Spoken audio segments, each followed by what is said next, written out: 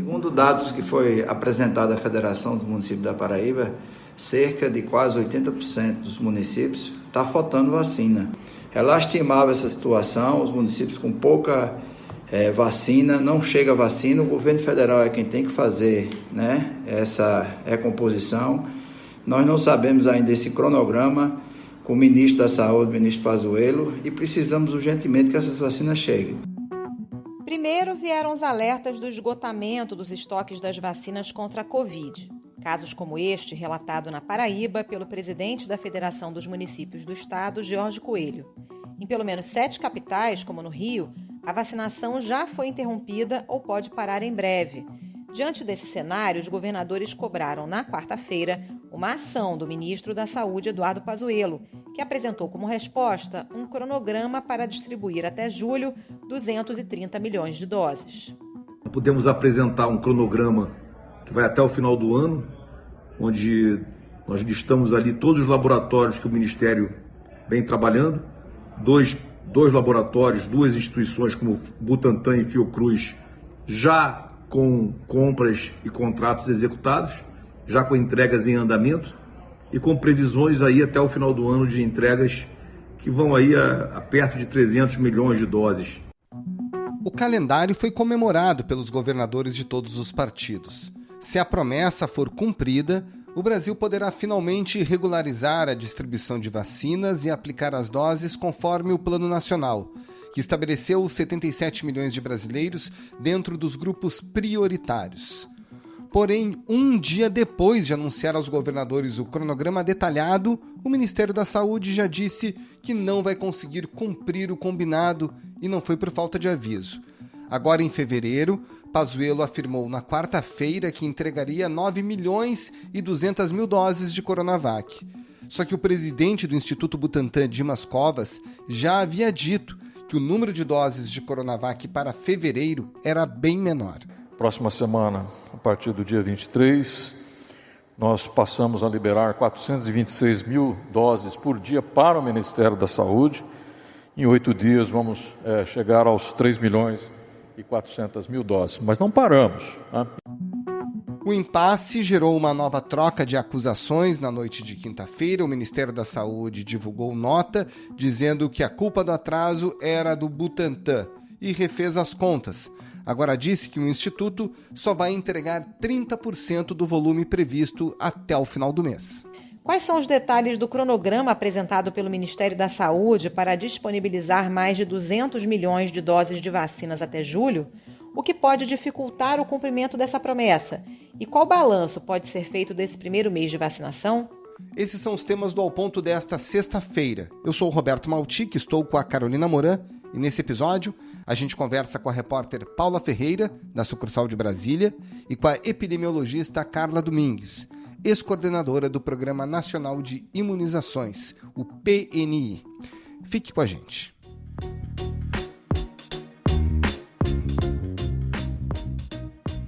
Paula Ferreira, o ministro Eduardo Pazuello teve reunião com os governadores na quarta-feira e deu notícias que, aparentemente, são muito boas, são positivas.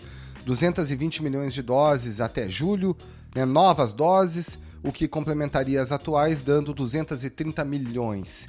Como é que ele pretende chegar a essa meta?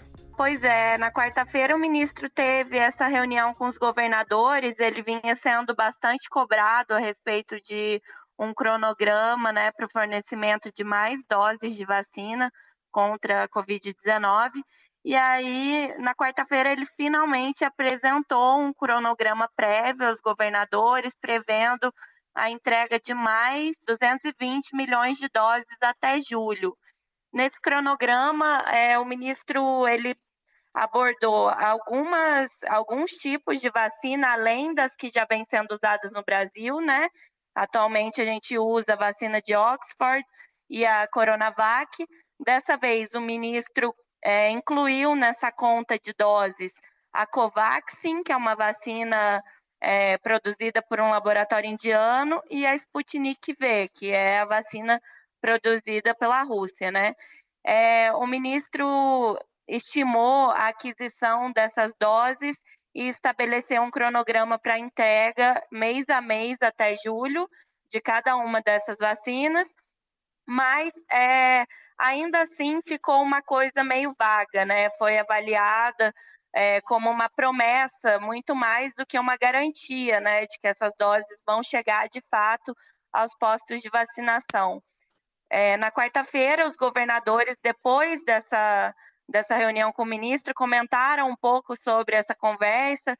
Eu tive a oportunidade de conversar com alguns desses governadores. O governador da Bahia, por exemplo, Rui Costa, ele disse que foi muito positivo, né, o que o ministro passou para os governadores, mas que os gestores estaduais eles ficam sempre em dúvida se o que é tratado na reunião vai se concretizar de fato. O problema é a falta de iniciativa, a lentidão, seja do Ministério, seja da Anvisa, nesse processo de negociação com os laboratórios.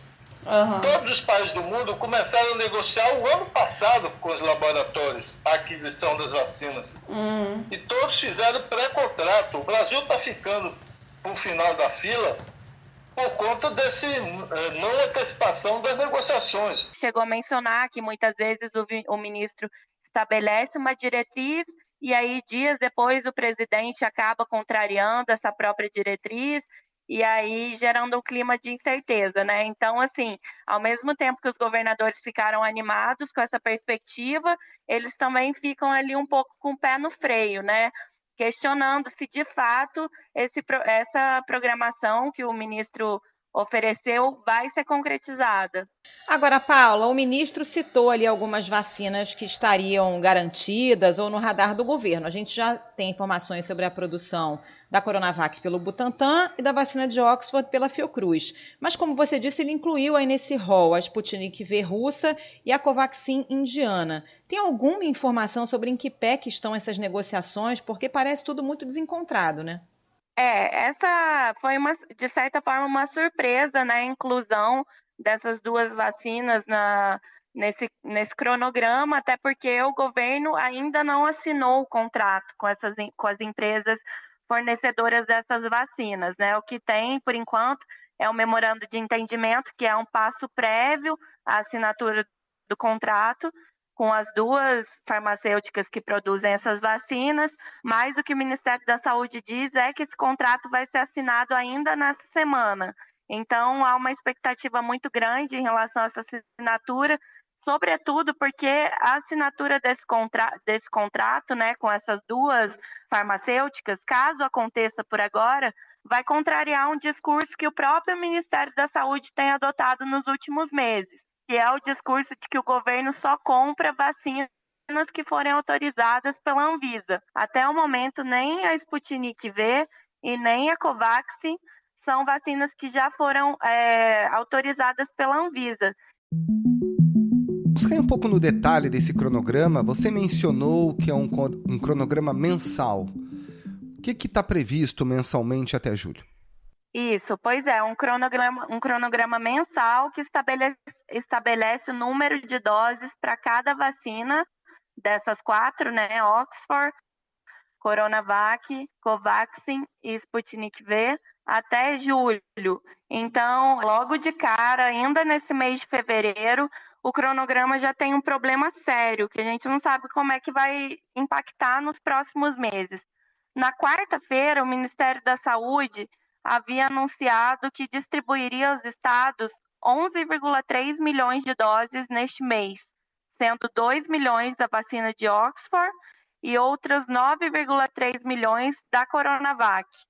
Nessa quinta, após esse anúncio, né, anterior, o Ministério divulgou um comunicado afirmando que não vai poder cumprir o cronograma divulgado e atribuindo essa questão a um atraso nas entregas feitas pelo Instituto Butantan. Segundo o Ministério da Saúde, o Butantan fornecerá apenas 2,7 milhões de doses em fevereiro, e não as 9,3 milhões que o Ministério havia dito antes. Depois desse comunicado do Ministério da Saúde, o Butantan rebateu essa divulgação do governo federal e afirmou que, desde o início, o governo estava ciente do cronograma, né, e que, em sua nota, o governo ignorou fatos. O Butantan citou como causa para esse atraso na entrega o desgaste diplomático causado pelo governo brasileiro em relação à China para a importação do ingrediente farmacêutico ativo, que é a matéria-prima utilizada na produção da vacina. E o curioso é que nessa semana o próprio presidente do Instituto Butantan, Dimas Covas, já havia dado entrevista no qual ele estabelecia um cronograma de 426 mil doses diárias a partir do dia 23 de fevereiro, totalizando neste mês o fornecimento de 3,4 milhões de doses de Coronavac para o governo federal. Um número bem abaixo do que tinha sido divulgado pelo Ministério da Saúde, né, de 9,3 milhões de doses. A gente ainda não sabe como que isso vai impactar no restante do cronograma. Até o momento, a previsão para os outros meses parece que está mantida. Mas aí, em março, a gente começa a ter a inclusão dessas outras vacinas. Então, em março, a previsão é que a gente tenha a distribuição de 46 milhões de doses para os estados. E aí vão ser 18,1 milhões de doses da Coronavac, 4 milhões da vacina de Oxford, importadas da Índia, outras 12,9 milhões da vacina de Oxford, produzidas no Brasil pela Fiocruz, outras 2,6 milhões também da vacina de Oxford, mas obtida via consórcio COVAX Facility, que é aquela aliança global coordenada pela OMS, e além dessas, 8 milhões de doses da Covaxin e 400 mil doses da Sputnik V. Aí, depois disso, março, mês a mês, vai ser o número de doses disponibilizada vai crescendo, né? É uma progressão. Além desse cronograma, né, que já está pré-estabelecido, há outras 8 milhões de doses que vão ser adquiridas pelo consórcio COVAX Facility, que o Ministério ainda não detalhou qual vai ser o cronograma de entrega mês a mês. Só disse que elas vão chegar até junho. A diretoria colegiada da Anvisa decidiu por unanimidade que as vacinas do consórcio COVAX Facility estão dispensadas de registro ou autorização emergencial aqui no Brasil. Segundo a Anvisa, a aprovação dos imunizantes pela Organização Mundial de Saúde, que coordena o consórcio, dispensa a necessidade de uma nova análise. Agora, Paula, além da introdução da Sputnik V e da Covaxin da Índia, o mercado internacional está sendo abastecido pela vacina da Pfizer e pela vacina da Moderna, por exemplo. O que a gente tem em termos de negociações? Elas estão avançando com esses laboratórios? Há uma expectativa muito grande em relação a negociações com outras farmacêuticas, né? Pessoas da área têm impressionado muito pela assinatura de contrato, por exemplo, com a Pfizer, mas o governo tem demonstrado certa resistência em assinar com essa farmacêutica. Na reunião da quarta-feira com os governadores, o ministro voltou a dizer que as negociações com a Pfizer, assim como com a farmacêutica Moderna, estão paralisadas na Casa Civil por questões jurídicas. O ministro tem criticado publicamente, né, as cláusulas impostas pela Pfizer. Chegou a dizer, né, o Ministério da Saúde chegou a soltar uma nota destacando que seriam cláusulas leoninas, cláusulas absurdas, né, impostas pela farmacêutica. Mas, como a gente tem noticiado, pareceres internos, né, da própria área jurídica do governo já deram um sinal verde para seguir nessas negociações, mas, ainda assim, o Ministério continua não fechando acordo com a Pfizer, né, que era uma farmacêutica que inicialmente tinha se disponibilizado a oferecer cerca de 70 milhões de doses para o Brasil. Então, esses entraves de negociação com outros tipos de vacina acabam gerando certa preocupação, né, nos gestores, principalmente, que já tem, inclusive, interrompido a vacinação em muitas capitais, né, por conta da falta de estoque de doses de vacina. Nesse fluxo de cronograma que você nos apresenta, a gente vê um volume muito importante, naturalmente, da vacina de Oxford e da Coronavac. No primeiro semestre, essas duas vacinas precisam dos insumos importados, das remessas do chamado IFA, né, o ingrediente ativo das vacinas. O Ministério da Saúde já apresenta um cronograma para a chegada da remessa desse material, dessa substância, que sem ela, por exemplo, a Fiocruz não consegue caminhar na produção? Nas últimas semanas teve uma questão muito delicada em relação à importação do IFA, que é fundamental para a produção de vacina aqui em território brasileiro.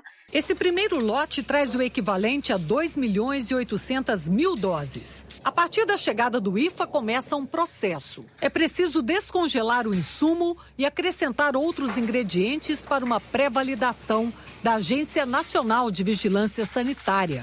Mas, ao que parece, segundo me relataram governadores na reunião dessa quarta-feira, isso também foi tratado e o panorama que foi oferecido não só pelo Ministério da Saúde, mas também por representantes da Fiocruz e do Instituto Butantan foi positivo. Segundo eles, a entrega está normalizada, o Brasil vai receber os ingredientes farmacêuticos ativos necessários para produzir essa vacina e o cronograma está dentro da normalidade, depois daquele primeiro entrave que a gente teve há algumas semanas, né, quando a importação desse ingrediente ainda era dúvida.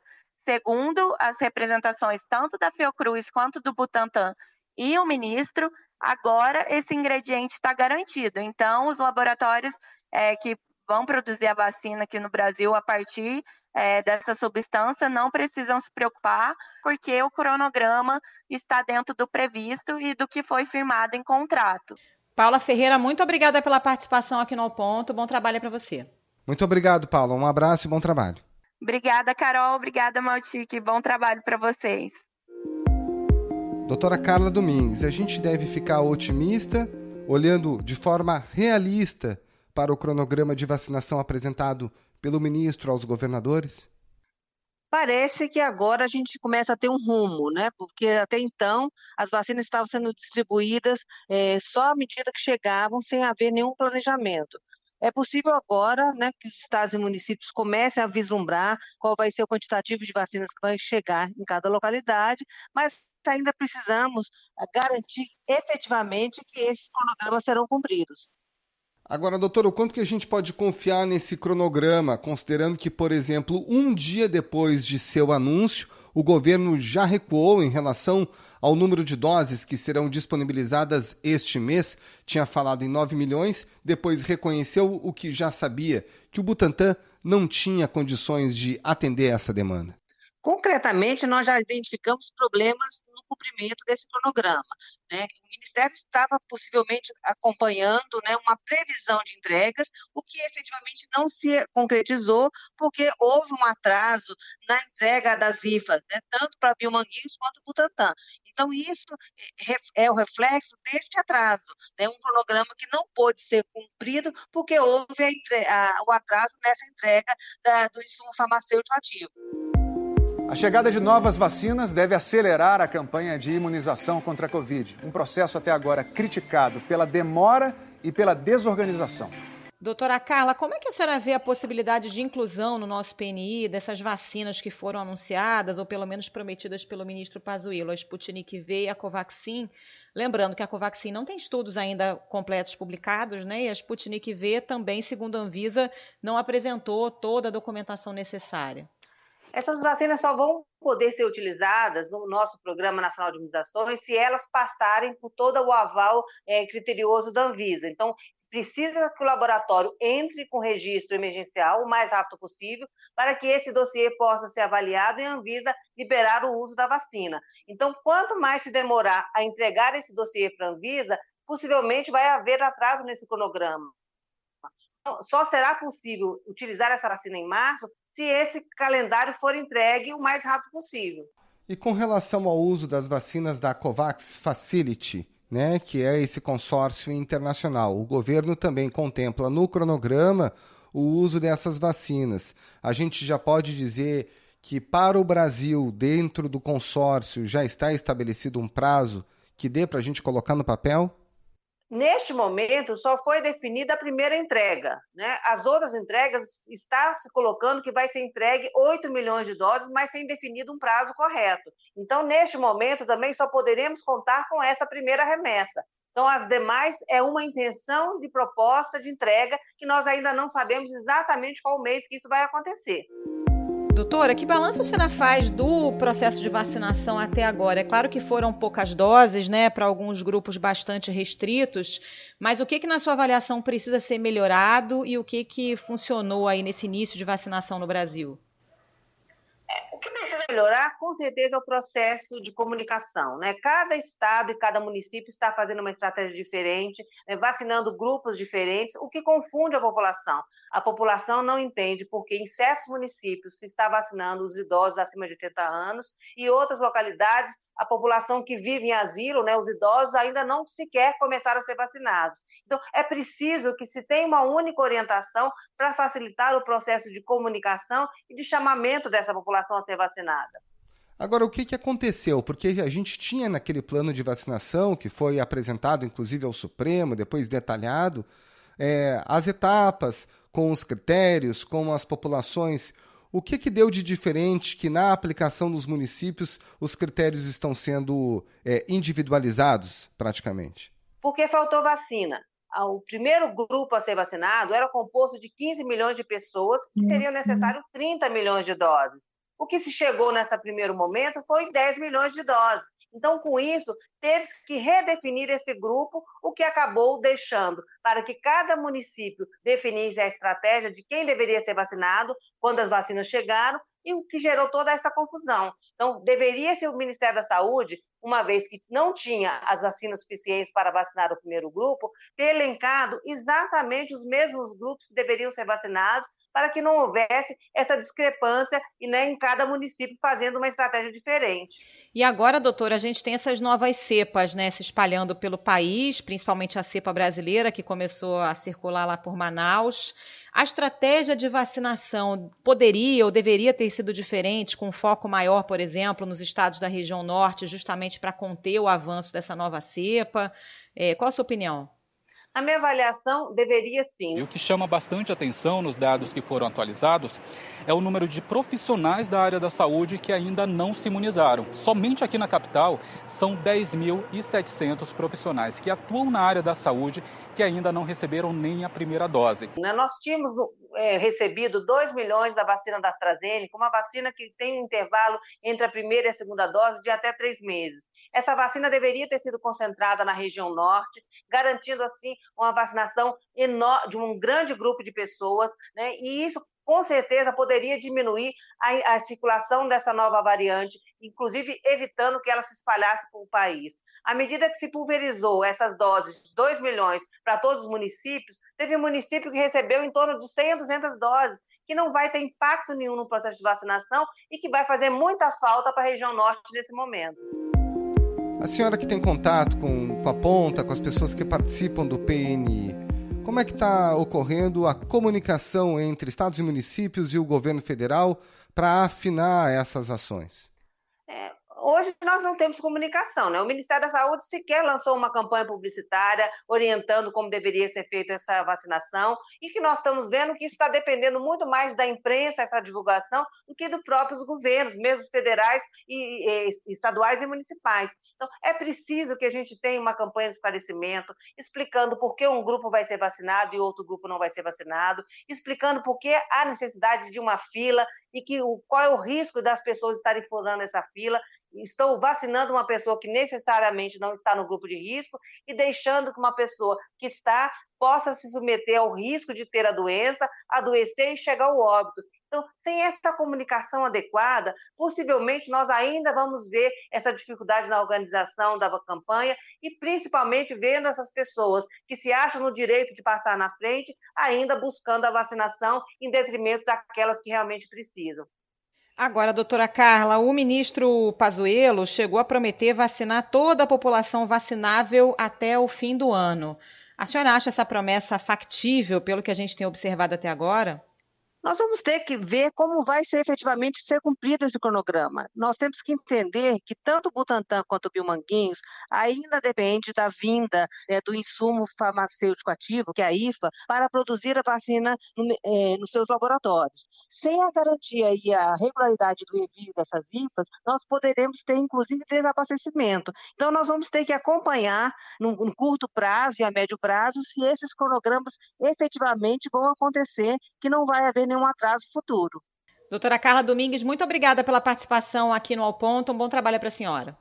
Muito obrigado, doutora. Um abraço. Eu que agradeço a oportunidade de falar com vocês. Esse foi o Ponto de hoje, o podcast diário da redação do Globo. Nessa conversa a gente conta com a participação de toda a equipe do jornal, as mesmas pessoas que levam até você informação e análise de qualidade todos os dias. Quer saber mais? Assine o Globo.